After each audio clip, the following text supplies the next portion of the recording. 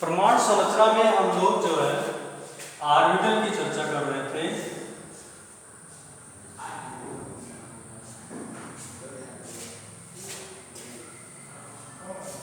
Orbital की चर्चा कर रहे थे।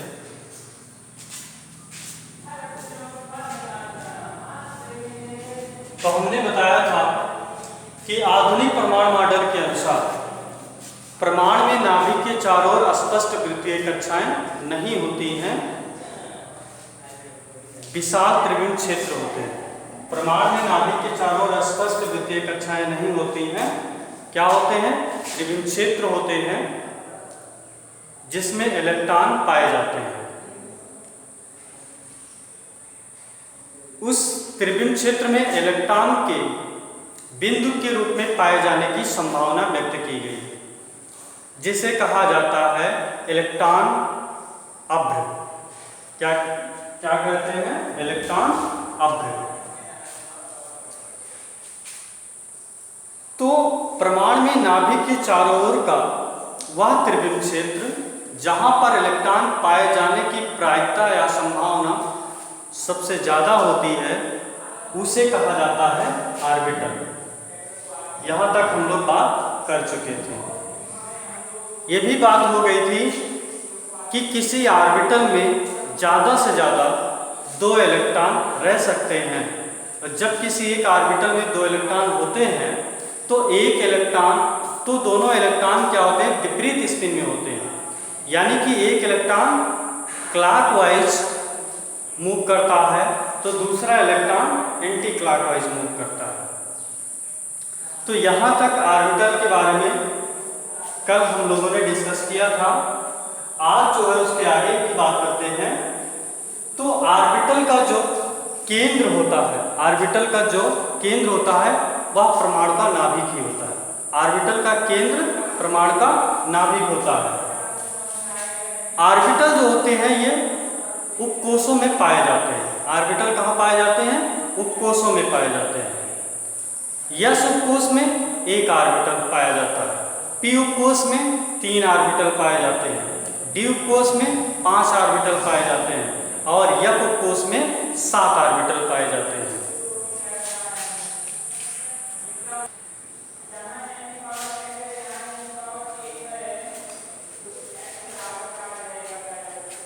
तो दोस्तों, परमाणु में नाभिक के चारों ओर का वह त्रिविम क्षेत्र जहां पर इलेक्ट्रॉन पाए जाने की प्रायिकता यानी कि संभावना अधिक होती है, उसे ऑर्बिटल कहते हैं। उसे ऑर्बिटल कहा जाता है।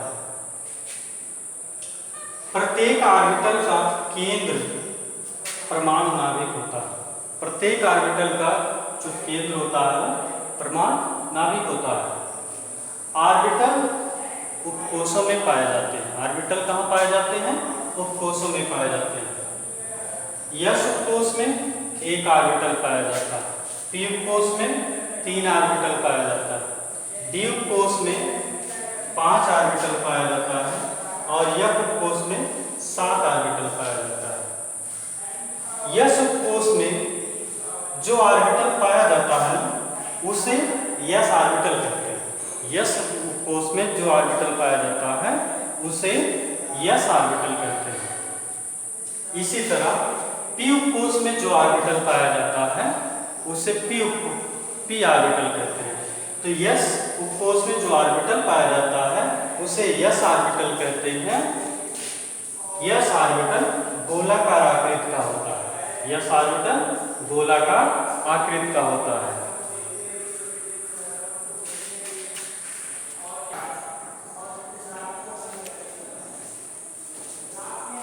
यस उपकोष में जो ऑर्बिटल पाए जाते हैं उन्हें यस ऑर्बिटल कहते हैं। यस ऑर्बिटल गोलाकार आकृति के होते हैं। इसी तरह पी उपकोष में जो ऑर्बिटल पाए जाते हैं उन्हें पी ऑर्बिटल कहते हैं। पी ऑर्बिटल डंबल आकृति का होता है। डी उपकोष में जो ऑर्बिटल पाए जाते हैं उन्हें डी ऑर्बिटल कहते हैं। डी ऑर्बिटल द्विडंबल आकृति का होता है। इसी तरह एफ उपकोष में जो ऑर्बिटल पाए जाते हैं उन्हें एफ ऑर्बिटल कहते हैं। इनकी आकृति जटिल होती है, इसलिए इन्हें पेज पे नहीं बना सकते हैं। तो यस ऑर्बिटल गोलाकार आकृति का होता है।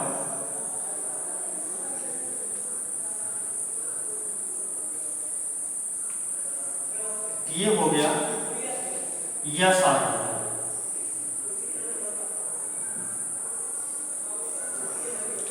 पी ऑर्बिटल डंबल आकृति का होता है। तो डंबल बना इस तरह से बना देंगे, डंबल आकृति का यह है पी ऑर्बिटल। डी ऑर्बिटल भैया द्विडंबल आकृति का होता है, उसमें दो डंबल बनाने हैं।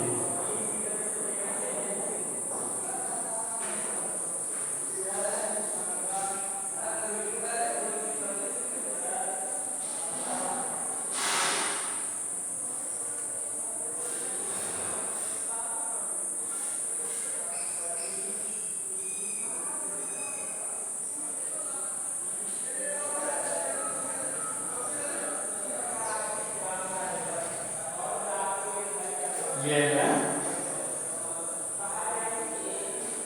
डी ऑर्बिटल की आकृति।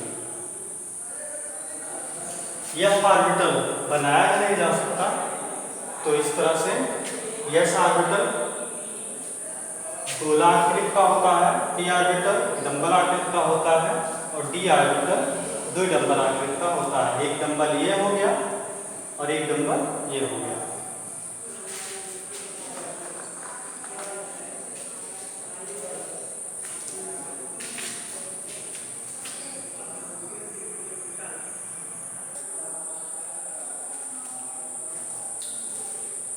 कक्षकों के लक्षण देखते हैं। तो पहला लक्षण है प्रमाण कक्षक की जो प्रवृत्ति होती है वो त्रिविमीय होती है, 3 डायमेंशनल होती है।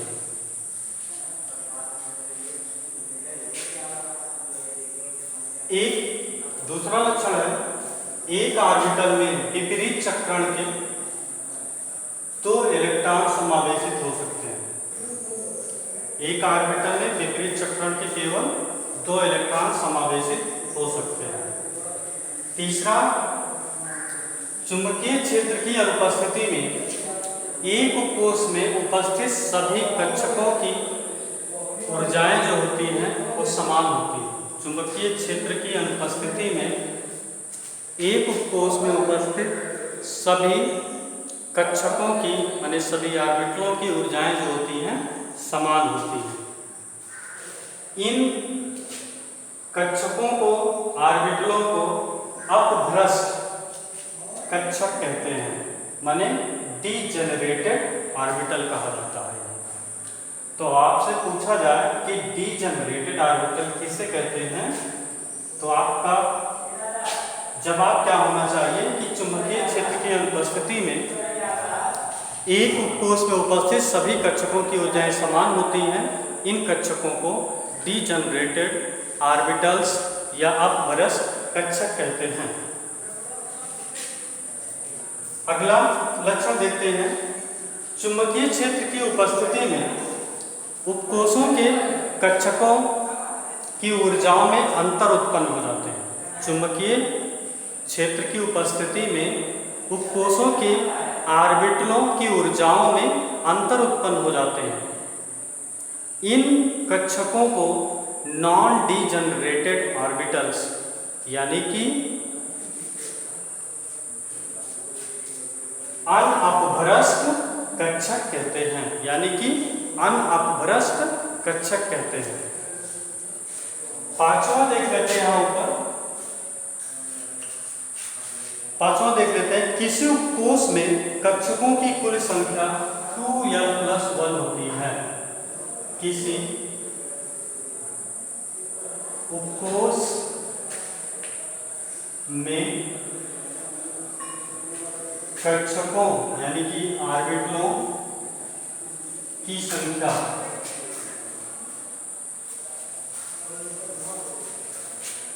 2l + 1 होती है। यहां l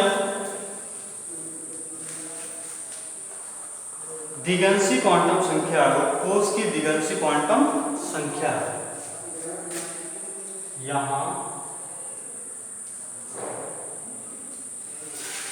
स्मॉल l उपकोष की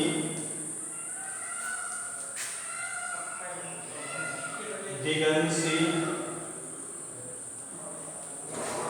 क्वांटम संख्या है। अब क्वांटम संख्या आगे हम लोग पढ़ेंगे तो जानेंगे कि क्वांटम संख्या कैसे कहते हैं। फिलहाल आज के लिए इतना। आप लोग इसे सब सारे के सारे पॉइंट्स जो है याद कर लीजिए और अपनी नोट्स में भी इन्हें नोट कर लीजिए।